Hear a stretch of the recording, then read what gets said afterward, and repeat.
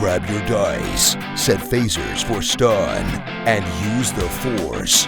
Get ready for Mike and Derek on the Untitled Generation X Nerd Show. Welcome to the second ever episode of the Untitled Generation X Nerd Show. I am Mike Marosits. And I'm not.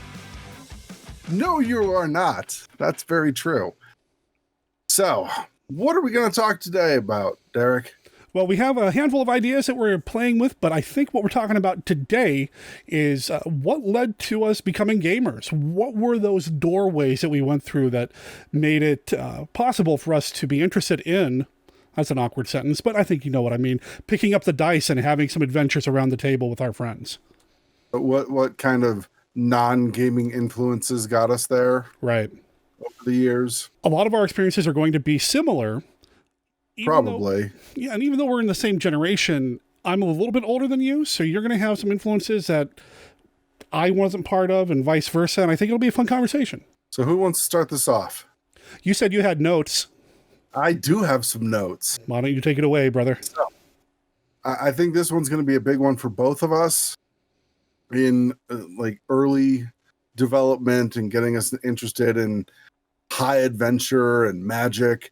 And I would go with Star Wars. Oh, yeah. Like, Star Wars was a huge influence on me as a kid, even though I wasn't born when the first one came out. And I don't actually remember the first time I saw Empire Strikes Back, but apparently I was about 2 years old and my mom took me to the theater to go see it. It was the first movie she ever took me to. Wow. That's awesome. Yeah, Star Wars is a big one. It looms heavily over our childhood for sure. It really does. Yeah, I mean, and not just us. I mean, everybody that was around during that time, more so than the kids that grew up with the prequels or even the sequel trilogy now. I think those three films were so omnipresent in pop culture. You just couldn't get away from it. I remember being 4 or 5 years old going to see Return of the Jedi. And on Jabba's barge there, seeing Princess Leia in that slave bikini outfit. Well, I didn't really know what that was, but I did know at that moment that I liked it, and that's just been a thing for me and probably most dudes around my age. Yeah, millions of young straight men and young queer women. So I'm sure. Yeah, that was a big deal. So what else do I have going on? Well, you know, I want to keep talking about Star Wars for a second because for me, and I can't remember if I talked about it here or on the Monster Kid Radio podcast or elsewhere, but my friends and I would take our Star Wars action figures, the 3 3/4 inch action figures, when we were kids after we saw Empire Strikes Back, and tuck them into the collar of our shirt, and then walk around the yard like we were the AT-AT walkers and they were driving us. So, you know, we loved playing Star Wars. I mean, that was the thing to do. It was. The thing is, it inspired a lot of imagination. It really did. But when you were playing Star Wars, did you play other characters other than like Luke and Han? Did you make up your own characters, or did you just play characters from the movies? I think I did mostly just characters from the movies. I don't remember playing different characters, but maybe I did. That was a long time ago. I remember we were fascinated, when I say we, you know, the kids that I grew up with, we were fascinated with Dak, the co-pilot of the snowspeeder that Luke rides or drives or pilots at the beginning of Empire. And it's Gunner.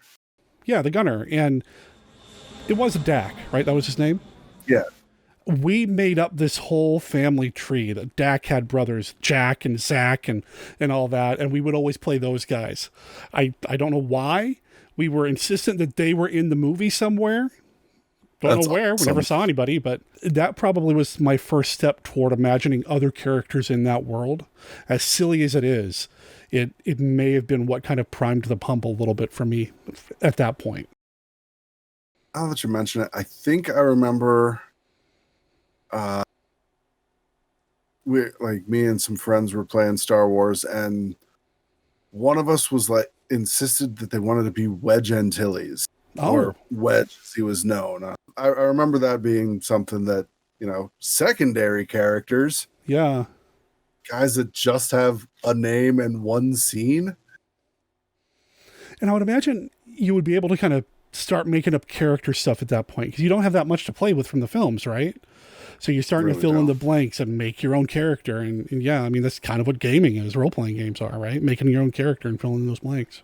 Star Wars was fertile grounds for sparking the imagination of an entire generation. Oh, yeah. And has continued to do so since then. At least I hope so, anyway. The movies are iconic. They follow that traditional hero's journey structure and all that. I mean, it's modern mythology. It really is. I don't know if the prequels or the sequels kind of fall into those roles, but the original films, it was modern mythology. It was our mythology at the time for the pop culture. It was just everything. It really was. In a retrospective sort of revisionist idea, the prequels didn't follow like a hero's journey. They were more of like a Greek tragedy. I could see that. Like you knew what was going to happen. Everything's going to go terrible for everyone, especially Anakin Skywalker. You knew it was going to happen, and you just had 3 movies to sit there dreading the fact that he was going to become Darth Vader. I mean, you knew it was going to go terrible for everybody, especially those younglings. I mean, you knew they were doomed. Master Skywalker, what shall we do? I don't know. Order a pizza, kid. Yeah.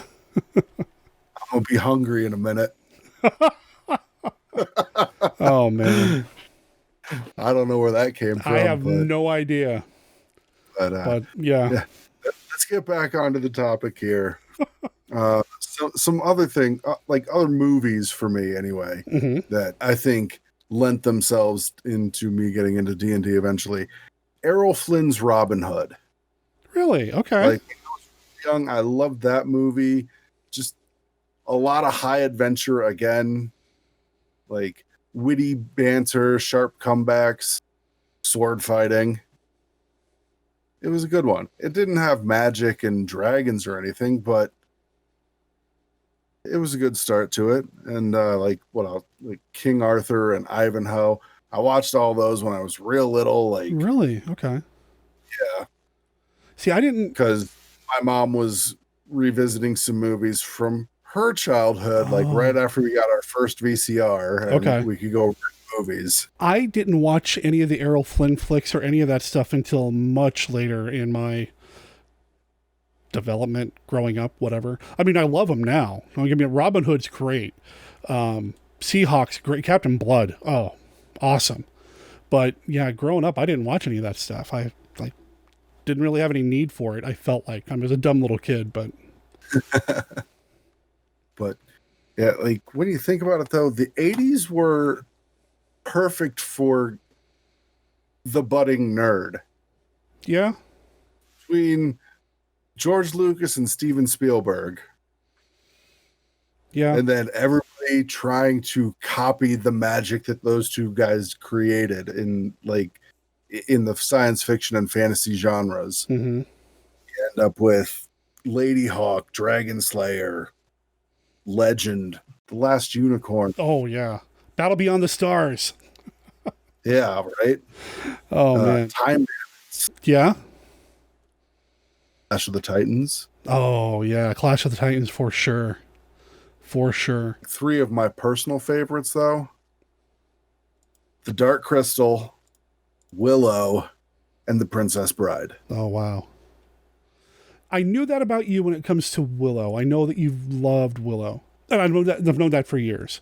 I think more recently I've become aware of your fandom and love for the Dark Crystal. I mean, I'm sure I knew you liked it, but you hadn't really talked a lot about it until relatively recently. Age of Resistance came out on Netflix. Yeah. Which I'm mad at Netflix for not renewing that for a second season. You took away an amazing series. The day after or the day before, I can't remember, it won all the awards. I mean, come on. Yeah. It won all sorts of awards and got renewed. And then a week later, Netflix was like, nah, we can't afford to do that right now. Which, I mean, I get with what's going on, but delay it. Just delay it. I'd be happy to wait 2 years, maybe even 3 years for another season of that. But it was so good. Works for the BBC to have multiple years between seasons. Why not Netflix? Come on. Right? Right? As for The Princess Bride, I've always had a love-hate relationship with that one. I mean, I liked it. I didn't like that icky love stuff. I was the Fred Savage, watching that movie, But then as I got older in high school, all the girls loved that movie, so of course I had to love that movie too. I don't know what that look was regarding well, yeah, I don't know. What were some of my other things that I was doing? Legos. Really? Okay. Again, I was into the Knights and the Robin Hood Lego sets. I'm really big into those. I had just this amazing forest of Robin Hood sets, like 5 or 6 of those, and then the King's Castle set as well. Oh, yeah. And yeah, I was making up Robin Hood stories and adventures for him to be going on, fighting Sir Guy and Prince John and all that. And I was having a blast doing that. It was a lot of fun. That's awesome. I wasn't doing a lot with Lego at that point. For me, I started with the Space series of Lego because I was a sci-fi kid. I went straight to sci-fi. I had some fantasy in me, but it wasn't until a little later that I started reading a lot of fantasy and really engaging with fantasy. So I was Star Wars, Star Trek, Battle Beyond the Stars, I already mentioned. I fell in love with that movie. I really did. It's so obviously a knockoff, but it's got George Papard being a space cowboy. Come on.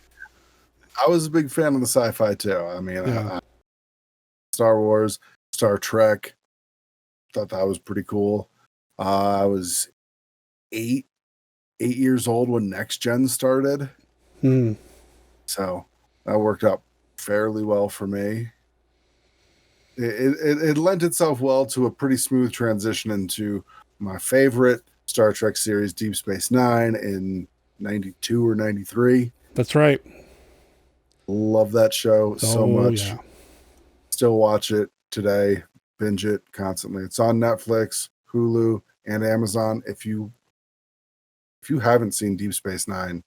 And if you don't have any of those streaming services, just go to my house or Mike's house because we've got it on disc. So come on over. We'll watch it. And I'll put Mike's address on screen right now. No. Oh, don't do that. I won't do that.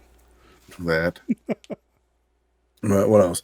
Yeah, other sci-fi stuff too, like Transformers. I had the toys, was making up adventures for Optimus Prime and Megatron and those guys, even though I never owned a Megatron figure. Really?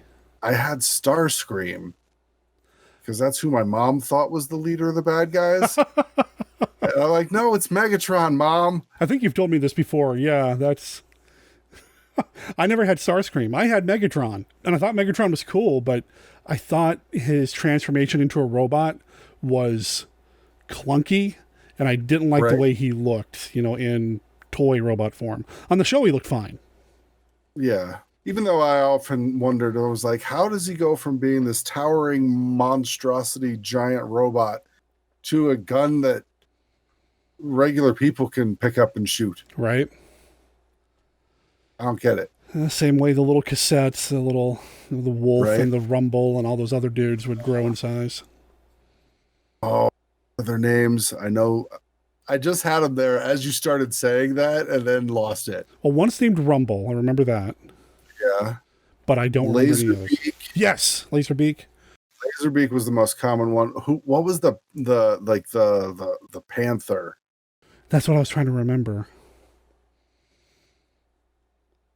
I don't remember. I don't remember either, but when you edit this, just flash the names. I will. Of them across the screen. Look right in this area here. You'll see it. Now, the Transformers were pretty important. He-Man. I did watch He-Man a lot. He-Man was a big one. And He-Man was like Thundercats. I wasn't a huge Thundercats guy, but I knew Thundercats. But He-Man was huge for me. He-Man and She-Ra. I never admitted that I watched She-Ra. I don't think you were supposed to, as a boy. I don't think you were supposed supposed to as a boy. Which is stupid, of course, if you like to admit it, whatever. But back then, But that was 85. The world was very different. Stupidly different. That was the same year they gave us New Coke. You probably have a slightly better recollection of New Coke than I do. Vaguely. My parents didn't like us drinking a lot of soda. We were allowed to have 1 can of soda a day, maybe. So I vaguely remember that. And my mother would always buy like the generics. We drank a lot of Shasta in our household. Right, a lot of Shasta. Shasta. Lots of Shasta. And Minute Maid made an awesome orange soda. Yeah, they did. I loved that stuff so much. I remember that. Man. I remember really enjoying all of the orange sodas up through being an adult. And then I found out that orange soda has about twice as much sugar in it as Coca-Cola. And I knew Coca-Cola was horrible for me. And I'm like, holy gee, that is a lot of sugar. That's probably a reason why we liked it as a kid. Right? Yeah. But it has about the same amount of sugar as most cream sodas do. But kids didn't like cream soda. Nope. What else that I liked? Yeah, well, like you were saying, you liked space and stuff. I did too. Astronomy was really cool. I was big into like learning my constellations. But I was also a dinosaur nerd. Oh, yeah. Like Jurassic Park. Again, Spielberg. That was early 90s, right? 93. Okay. 93, that came out. Yeah, I had turned 14 that year, I want to say. And the year I was 14 is when I finally started playing Dungeons.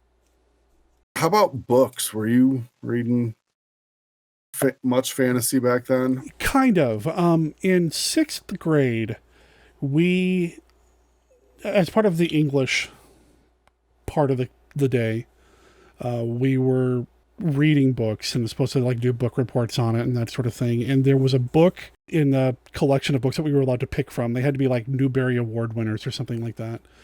And I remember two of the books that I read. One was My Brother Sam is Dead. And I picked up that title because of the title. I mean, come on. It's about if I remember right, the guy's talking about his big brother Sam who went to go fight in the Revolutionary War and was killed. I think. But the one book I remember the most was The High King by Lloyd Alexander, which I didn't know when I picked it up that it was the 5th and final entry of the Prydain Chronicles. So I had no idea. So all this stuff that's happening in the book, referencing other characters, it made sense to me. I didn't know, it read like it could be read by itself. And It had a huge impact on me, so much so that I became obsessed with Lloyd Alexander and the Prydain Chronicles. And I got my hands on those books, the Horned King stuff, the Black Cauldron, Taran Wanderer, all of that stuff. I would read those books in marathon sessions. We would go to the library for class. Once a week they take us to the little library to do library stuff. And a friend of mine and I, he also loved the Lloyd Alexander books, we would just take our books and go hide in the back room. Who cares about looking at library books? We're just going to read these over and over and over again. And I loved those. And if you've not read the Prydain Chronicles, they are young adult novels, I don't know if they were called young adult back then, but, they're for a younger age group. And they really changed how I looked at a lot of just fiction in general. And it made me crave more. So that when junior high came around, I started reading The Belgariad by David and Lee Eddings, even though she wasn't credited for most of it. Pawn of Prophecy and all that. I read the first 5-book series, and then, I just kept going and loved those too. I didn't get into reading like D&D fiction or anything like that until much later. But I do remember reading a lot of fantasy fiction growing up. A lot. Once I discovered Prydain Chronicles. For me, I didn't get to read a whole lot of fantasy as a kid, but I did get to read the cornerstones of them. Like in 3rd grade. Wow. I read The Hobbit. Before then, I knew stories about like dragons and knights and stuff like that, but reading The Hobbit there, and you had Smaug, who was just so unlike any other dragons that I knew of at the time. And he was fascinating and terrified and intrigued all at the same time by him. I knew Smaug from the cartoon. From the what? The cartoon, The Hobbit. Oh, right. The Ralph I Bakshi. remember watching that too. That's all I knew about Smaug, because I didn't read any of the Tolkien stuff. But I remember that specifically with the one scale missing and all that, and you've got to get in there, and Gollum in particular from that was terrifying. Gollum, yeah, he freaked me out. He tore a fish in half, man, and ate it. I still remember that.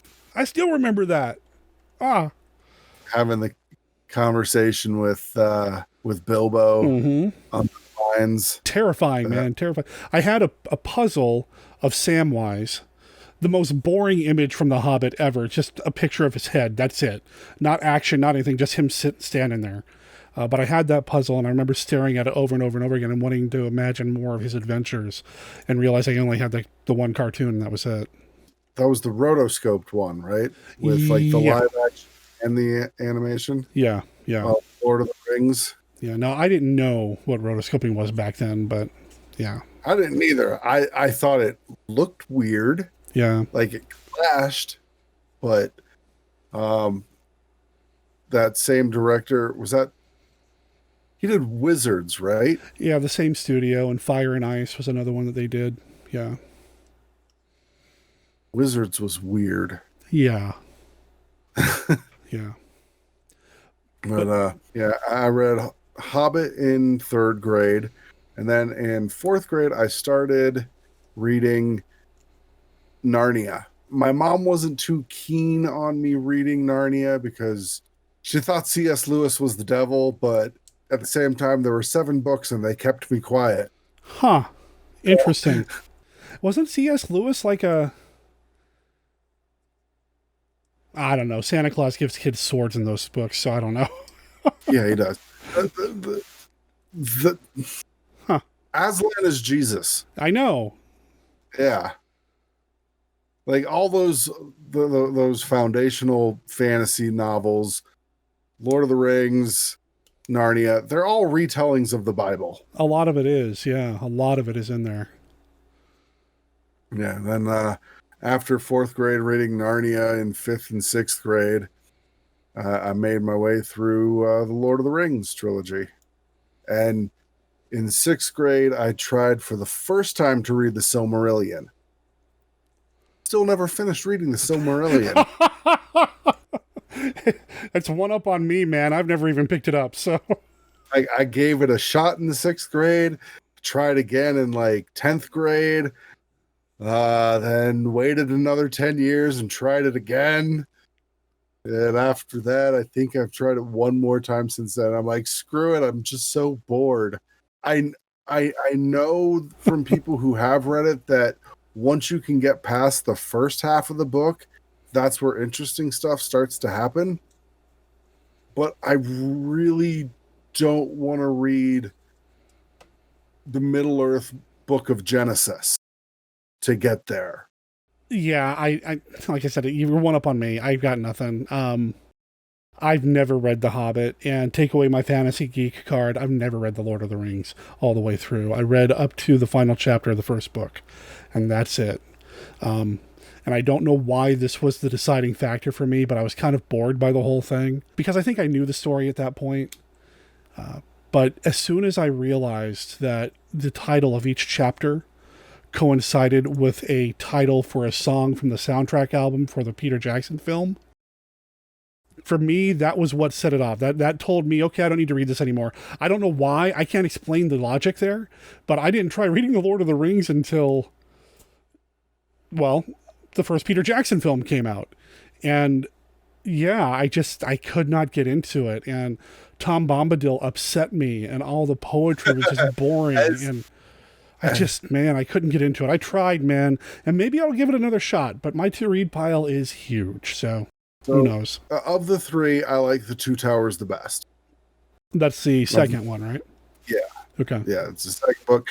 It is the Empire Strikes Back of Middle-earth.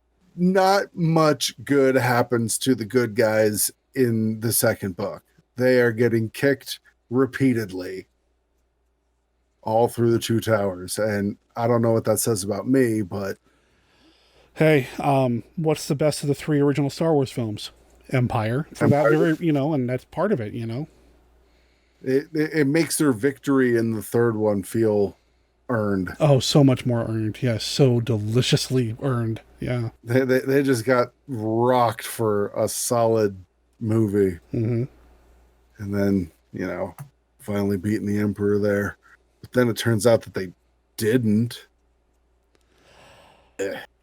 Yeah, I actually had this conversation with a mutual friend of ours, Matt. Hey, if you're watching, hey, Matt, a little bit about The Rise of Skywalker this morning over coffee. So, yeah.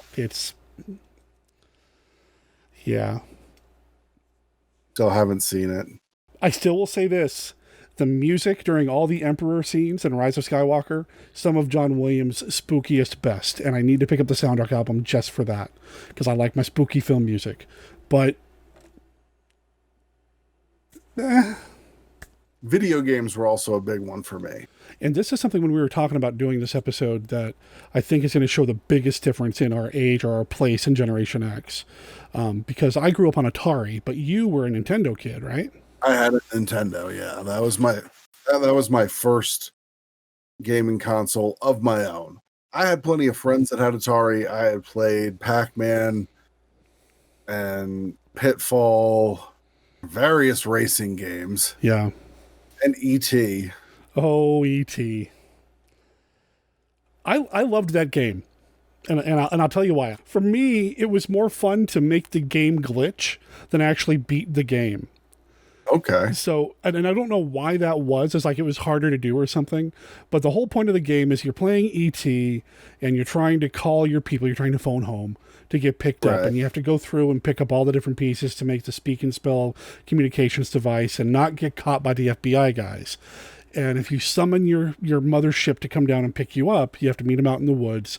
But don't be tracked by the FBI guys, because the mothership won't show up to pick you up if the FBI guy is there, or the government agent, whatever it is. It's a guy in a trench coat. And what I remember specifically is that if you could get the government guy to follow you into the screen with the forest as the ship is coming down, the whole game would lock up. And for me, that was more fun than actually playing the real game. All was falling into holes. Yes. And then stretching his neck out and floating back up. Because that's what E.T. did in the movies, of course. Oh, boy. He was a Jedi. Sure. Yeah. Yep. So my Atari 2600, I love... There's an Empire Strikes Back game, and all it was you were a snowspeeder fighting AT-ATs. Yeah, just flying back and forth, fighting AT-ATs. I remember that. I remember the Star Wars game, which was like the first-person X-Wing shooter. It was supposed to be like the arcade game, but, it definitely took a huge drop-off to make it work on the 2600. Yeah. That one was all right, but for me, I have my Nintendo. Yeah. My first game, Super Mario Brothers and Duck Hunt. That's what it came with, right? Yeah. Well, my particular package came with that. Like, you could get it with just Super Mario Brothers, or you could also get it with Mario Brothers, Duck Hunt, and if you had the one that came with the power pad, it had a track and field game. I vaguely remember that. Yeah, the first couple of minutes you'd play that game by running on it and doing it as intended, but about 15 minutes in, you were down on your knees just slapping those pads. Yeah. You could make that dude run a whole lot faster that way. Yeah. My second game was The Legend of Zelda. I got it, and I was sitting in the car with it, and I was in that gold box, and it had a little tiny window that you could see the edge of the cartridge, and it was gold too. Tore the plastic off, opened it up, and I'm sitting there looking at it, and I have this gold cartridge in my hand, and I'm like, this is something special. I don't even know what it is yet, but I know this is special. When I got home, I put it in, and went on a adventure with Link, and it was amazing to me, just going to live in just a fantasy world for a while. And that game rocked me so hard at first, but I just kept coming back to it over and over again, and I got pretty good at it. I could bust out that the first quest in like 2.5, maybe 3 hours, start to finish. Just sit down and be like, this is my gaming session. Start the game from the beginning, beat it. Do the shortcuts and like all the tricks to beating all the bosses. Had those maps memorized. A little bit later on, I discovered Metroid, which really scratched that science fiction itch. Metroid is amazing, especially at the time. First Metroid was great. But other games I liked, Dragon Warrior, and then Dragon Warrior 2 and 3. Dragon Warrior 2 and 3 were brutal. They were not nice to you. I don't think I even know what those are. I never played 3. That's right. Dragon Warrior 2 was mean and an unforgiving, punishing experiment in role-playing games. But I played my ass off on that one. And Final Fantasy. First Final Fantasy on the NES. I don't know how many times I've played through that game as a kid. A lot. I got to the point where I would go and intentionally over-level myself to go and try to find the war mech in the air temple. You have no idea what I'm talking about. No clue whatsoever. Okay. But the toughest enemy in the game is, I want to say it was called War Mech, and it's only found in one area, and it's a random spawn. But it's got a super low spawn rate, and it is a harder fight than the final boss. Okay. And I went looking for him. I'm like, I'm going to find this thing. I'm going to fight it just for bragging rights because it was awesome. And it rocked me many times. And eventually, though, I did finally beat it. And I'm like, yeah! Right on, man. I was playing that in my room at night trying to find that thing. And I finally beat it. Woke up my parents. They're like, what's wrong? I'm like, nothing's wrong. This is awesome. Yeah, for me, it was all 2600, man. So I didn't have the in-depth. Like, I had Adventure, which I could not figure out. I had Yar's Revenge, which I love the story behind it, but the game didn't really deliver the story. In terms of, like, in-depth gaming experiences, it was nothing like what you're describing. Zelda got me into the idea of, like, high fantasy on a video game console, but Dragon Warrior and Final Fantasy began teaching me role-playing game mechanics. There was a leveling system. There were stats. Okay. There were classes, especially in Final Fantasy. In Final Fantasy, you had different classes that you could be as a fighter or a thief. Red, black, and white mage. And then, like, at a certain point in the game, they all got upgraded to, like, a slightly stronger prestige class. They all had magic in it. So, yeah, those games kind of primed me for getting into Dungeons and Dragons a few years later. Right on. When my friend who got me in D&D sat me down to roll up my first character, I was like, oh, I get this. You know, hearing you describe the games and the leveling, I could totally see that being a real easy bridge or doorway to, you know, gaming itself at the table. I could totally see that. That makes a lot of sense. I don't know if I could have done that from the 2600 straight over. I'd had to have these other things ready to go, but that's interesting. Yeah, that one helped me make that connection there between tabletop RPGs and video games. But tabletop board games. There was one game that I got, I want to say it was for my 14th birthday. It was right before I started playing Dungeons and Dragons, just by a couple of months. For my birthday, my parents gave me this game called Keys to the Kingdom. And it's set in a fantasy setting and you're moving your little piece around, and there's like a dragon, and you have to collect these 4 items on the board and be the first one to do it to get into a castle, I guess. I don't remember exactly what was going on with it, but I when I go to my gaming store and I see people playing like Catan or whatever, that's what my mind goes to. I'm not familiar. I've never even heard of it. I had never heard of it either, and then I opened it for my birthday one year. Sounds cool. In concept, yeah, it was pretty cool. I think I only ever played it like 2 or 3 times with my younger brother, and then with the dude that a few months later finally introduced me to Dungeons and Dragons. And then when we got into D&D, I'm like, wow, there's so much more you can do in this than in that game, and I never played that again. You know, when we talked about doing this episode, I hadn't considered board games, but there was a board game, and I forget, man, I wish I knew what it was called. There was a board game, it was a space setting, and you were kind of going around a board, building up your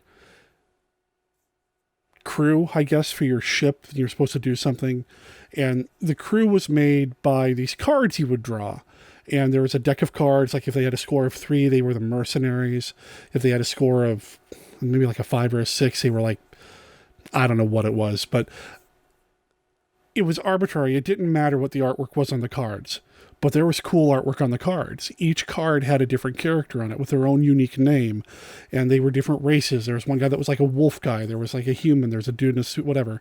And each one had their own individual names. Nowhere in the directions did it talk about what these characters were, who they were, what they did, why it mattered. The only game mechanic that was important was the number on the card. The rest of it was all fluff. And I remember seeing those and just being fascinated by, especially the mercenary characters. There's these characters and they go out there and they do all these things. What are they doing? And I would start making up little stories in my head for what these characters were doing. So I could totally see that maybe kind of priming the pump a little bit for me, not just as a gamer, but as a DM, as a dungeon master, running again, creating characters and creating stories.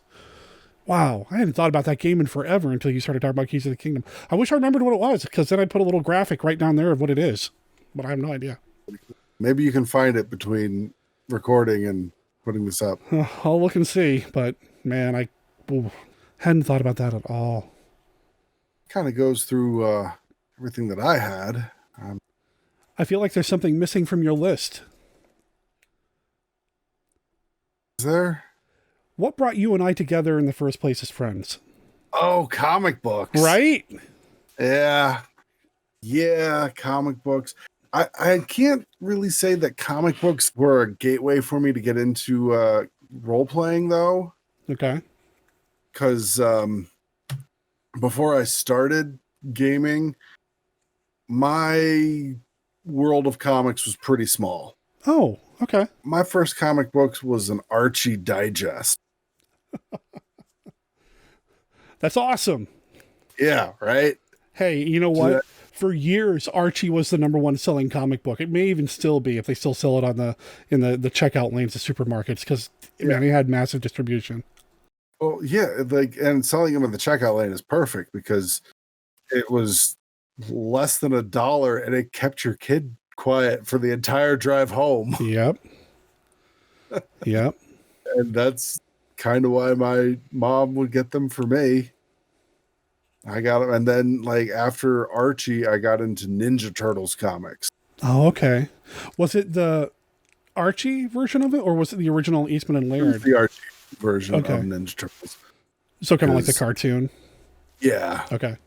Because I was getting, at the time, I was getting my comic books at the grocery store. Gotcha. I didn't know about the comic book store in the city just over the hill from where I lived. Didn't find out about that for another few years. But then I did a bunch of dabbling in different comic books, but didn't settle on X-Men until the cartoon came out. I didn't know that. Yeah, like at the time, it was during the late 80s, early 90s glut of all the shiny covers. Oh yeah. chromium covers, lenticulating covers. Yeah. They had like ridiculous gimmick covers and just really not great story. They're Yeah. all filler, no killer. All sizzle, no steak. Yep. Yep. Huh. See, for me with comics, the first superhero comic that I remember, I used to be able to tell you off the top of my head, and I have to go look it up, and then I remember, it's like, oh yeah, that's it. It was an issue of the Fantastic Four. I will figure it out and put it down here. It's the Thing on the cover, close up, breaking through a brick wall, doing the fourth wall break thing, and it says it's clobbering time.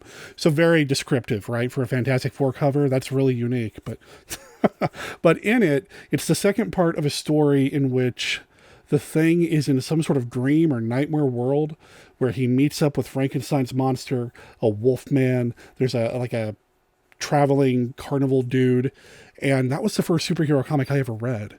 It also, as an aside, had some stuff with She-Hulk and the neighbor using a periscope to see Jennifer Walters turn into She-Hulk and freaking out. And if I remember right, the last page had the Venom symbiote, didn't know what that was at the time, breaking out of the Baxter building. But the bulk of the story was the Thing and the Frankenstein's monster doing this stuff, and there's a Wolfman character there. And I think that probably specifically informed my taste when it comes to mixing superheroes with supernatural stuff. Whenever I run a Marvel game, there's always going to be a supernatural thing, whether my players want it or not. I just put it there because I apparently am a selfish DM. That sounded really bad, didn't it? Well, it's all well and good. Just remember that I'll have a character that'll go and kill your vampire Magneto with a boat. That's true. That's true. Watch the first episode for that backstory. Right. Call back. Now, I've always loved mixing superheroes with supernatural, whether it's in the fiction that I read, although not so much, comic books and in what I write and what I judge for Marvel. Some of my favorite Marvel games in the past have always had that supernatural element, and it's always usually. I'm a writer. Yeah. I'm a writer. Ooh. It's usually easiest. You're a writer, not a talker. There you go. It's usually easiest to mix vampires into the mix. And I've always done like vampire superhero stories, whether it's vampires trying to take over superheroes, so they have superpowered vampire stuff, or they took over the world and, you know, some idiot's going to come along and try to figure out why there's a chain on the door of the church and Vampire X Factor comes out.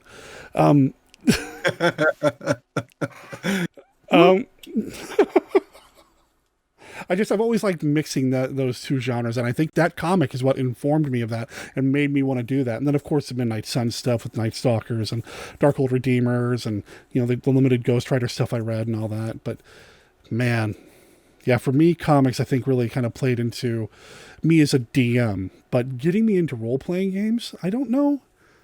Here I felt all clever, like, aha, I gotcha, comic books. But now that I think about it, I don't think comic books really did it for me either. They didn't come into my orbit of cool stuff until much later. What you're saying, though, about as, like, kind of influence you as a DM? Yeah. I guess I could say comic books sort of did that for me with Marvel's What If titles. Oh, yeah. Oh, yeah. That got me thinking about, but like, okay, I read Extinction Agenda or something about like, but what if Gambit did this instead? Yeah. And then creating storylines of my own for the various X-Men characters, be like, all right, this happened here, and Dazzler is the best. The What If comics, for sure. For sure. Shout out to Alison Blair. There you go. The What If comics, for sure. They, the biggest campaign that I ever ran for Marvel was one giant What If comic. You know, with breaking the reality stone and bouncing you guys through different alternate realities, whether it's, you know, all the good guys are bad guys or, you know, whatever. The vampires took over. I can't even remember all the different worlds or realities, but there were different what if scenarios that became these games. I remember one of those scenarios there where almost all the good guys were now the bad guys. And I didn't get to play in this particular game, but hearing you and the other guys playing and it recounted, I was like, damn it, I wish I had been there when like you heard an elevator go ding and then Mjolnir comes flying out of it.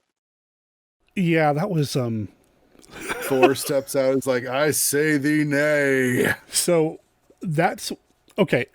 In my head, that is one of the coolest cinematic moments that I've ever had at a gaming table.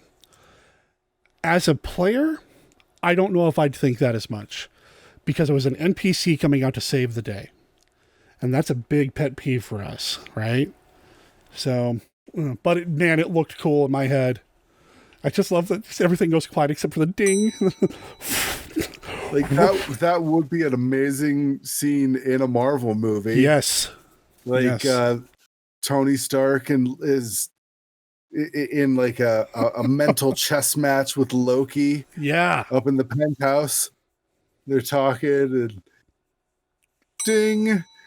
The doors open up, but then you don't get to see Chris Hemsworth there just swinging the shit out of that hammer. The hammer just flies out. Yes. So Kevin Feige, hit us up. In Tom Hiddleston's chest. Oh, man. Knocks him out the window. That'd be amazing. And then Tony gets upset about him breaking the glass. Oh. That'd be a moment. That would be a moment. Thor, that is a 60-foot tall single pane. Well, I don't know, Tony. I can't do an accent. I don't know. I got nothing. And we're up about 1,000 feet off the ground. Do you know how difficult it is to replace those? I think with most of what you've talked about, I can piggyback on and say, oh yeah, that movie too. Oh yeah, that movie too. A few differences here and there. You know, Excalibur was big once I finally got a chance to see that. Did I say it here? Did I say it this morning to Matt? Excalibur was one of the very first VHS tapes I bought for myself. It was not here. It was a very important movie to me. I loved it. Loved it. I love the idea of a broken down king kind of redeeming himself. The epic heroic story. Nudity. Is that the one with Ed Harris on the motorcycle? That's the Knight Riders. Okay, never mind then. Yeah, that's Knight Riders. Okay. But I love Knight Riders too. I wouldn't say it informed my gaming all that much, but now that you say it, I haven't watched that movie in a long time, and I really need to again. I love that movie. Maybe it's on Amazon. I've got it on Blu-ray, so I'm good. Oh, okay. I don't. There is one movie though that you didn't mention that I'm going to throw out there, and in a weird way, I think my parents primed the D&D pump for me, inadvertently. I've talked about this on some of the Dice Monster Dice episodes, where I'm just kind of talking about my history with D&D. I'm pretty sure I know where you're going with this. Parents were very religious, and my mom in particular. Dungeons and Dragons was verboten. Don't talk about it. We don't play it. Don't bring it into the house. It's terrible for you. Demons, hell, brimstone, all that stuff. And because of that, and because I wasn't allowed to watch R-rated movies, a lot of the movies that we were allowed to watch were G and PG and a lot of the older live-action Disney flicks. Mm-hmm. Bedknobs and Broomsticks. Really? Okay, that was a swerve I was not expecting. I adored that film. Of course, I thought it was cool when they did all the cartoon stuff and played soccer or whatever. I thought that was cool, but I wanted magic to be real so bad. At the end, when Jessica Fletcher, I know that's not her real name, when she's making the suits of armor animate and take out go after the Nazis, I wanted that to be real so bad, so much so that I memorized all the words that she said so that I could start saying them to things like my pants and my shoes, trying to get them to move. I drew the medallion, so I had the words there. I did the song in my head, whatever. I wanted magic to be real so bad. I was so disappointed that I could never make it work. I was a dumb kid. But I really wanted magic to be real, and I think that led me to finding ways to experience simulations in which magic is real, like Dungeons and Dragons. Man, it'd be amazing. Man, I wanted that to be so real, so bad. I remember the first time I saw that movie, I didn't see the very beginning of it. I kind of walked into it, and there was Mr. Banks from Mary Poppins. And I was super confused because I didn't remember that happening in Mary Poppins at all. You know, I'm glad my parents had me watching those, because I look back on them now very fondly. Follow Me Boys with Fred MacMurray and young Kurt Russell and all that. I love that movie, man. I love that movie. And Darby O'Gill and the Little People. God, that movie's amazing. And on a technical level, you can be marveled by it. But then, yeah, it's just so fun. But yeah, Bedknobs and Broom 6, I think, really set me on the path. Really set me on the path. I even remember saying the magic words and throwing my shoes down the stairs, hoping they would start walking. You know? Because I wanted it to be real. What did you think I was going to say? You said that was a swerve. What did you think? I thought you were going to say Conan the Barbarian. Okay. So I was going to bring up Conan for a couple of different reasons. One, I just watched it yesterday. Because this afternoon, I did a recording talking about that movie for an upcoming episode of my Monster Kid Radio podcast with my friend Steve Turek from the Diecast Movie Podcast. Over on his show, we're going to be talking about Conan the Destroyer. He likes that movie. I'm not a big fan. But Conan the Barbarian, when I finally got a chance to see it, and I say this on the podcast too, the first time I saw it, I was shooed out of the room. I was visiting a friend's house. My family was visiting family friend, and it came on TV. There was one of those pay cable channels. And as like soon... HBO. Yeah, like an HBO or something like that. Cinemax, maybe. But as soon as the woman is put into the cage with Conan, I was told I had to leave the room. Okay. And I never saw the rest of the movie until years later.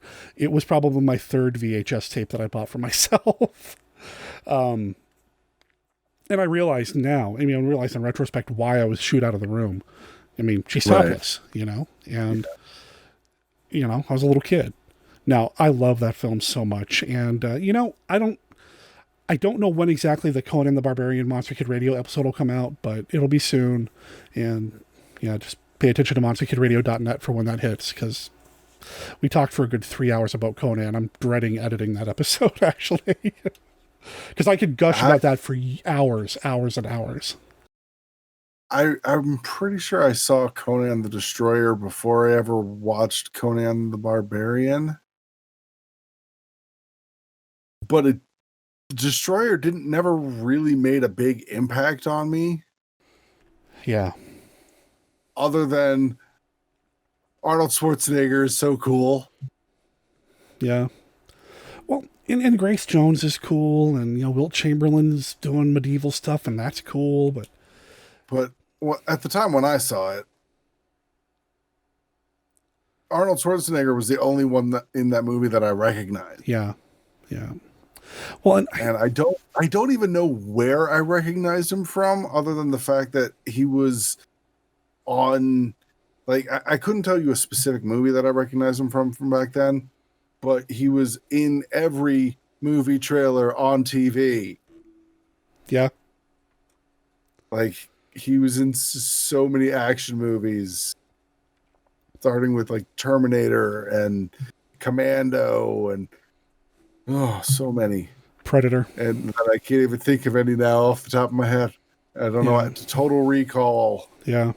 No, Conan's fantastic, and I could go on and on and on about Conan, and even longer about Robert E. Howard himself, because he's my favorite author and, so influential in so many different ways. But by the time Conan came around for me, I guess I watched it in full before I started playing D&D, maybe right around the same time. No, I knew what it was beforehand, because my dungeon master, my first dungeon master, had the opening theme song on a cassette tape repeated over and over and over again. And he would reach over, look at us and grin, and hit play on the tape player when battle was about to begin.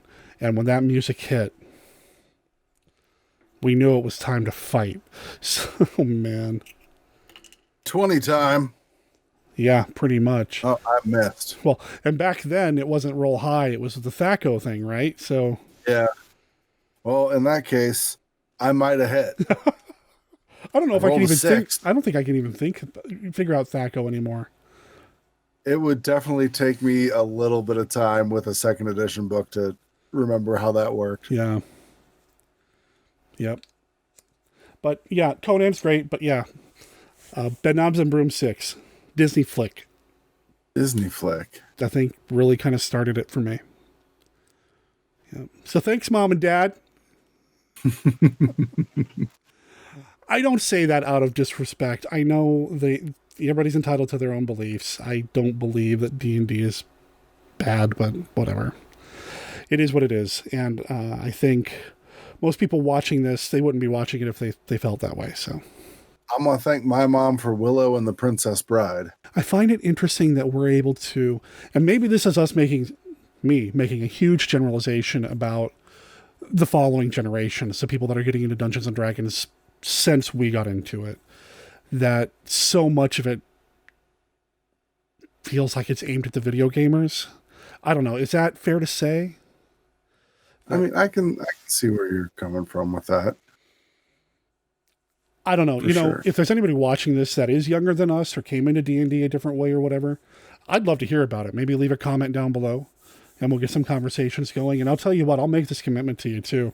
As soon as this video goes up, any comments that are left within the first, say, like 3 days of this video being up, I will respond to. So we can talk if you want to talk about it down below in the comments. While you're down there in the comments, like, subscribe, hit the bell, do the YouTube stuff. Do all the YouTube stuff. Ring that bell. And tell all your friends. And post about this. Put it everywhere. All that stuff. Yeah. Because we want to be bigger than PewDiePie. Okay, maybe not. No. That's aiming awfully high. And I don't know if we're yeah, I'm just gonna leave it there. I just want to level up. I just want to be like a level 2 YouTuber, that's all. Right now we're level 1. Yeah, we are. We're level 0 commoners. I just want to get to the point where I can cast Fireball. That's all You're going to need to get to level 5 for that one. I know. And we can do it with your help, everybody. Oh, man. There is a Dice Monster Dice Discord channel as well, and I'll make sure there's a link to that down below in the description, too. Well, once again, everybody, thanks for watching. You've been watching the Untitled Generation X Nerd Show. My name is Derek M. Koch. And I may or may not have been wearing pants this whole time.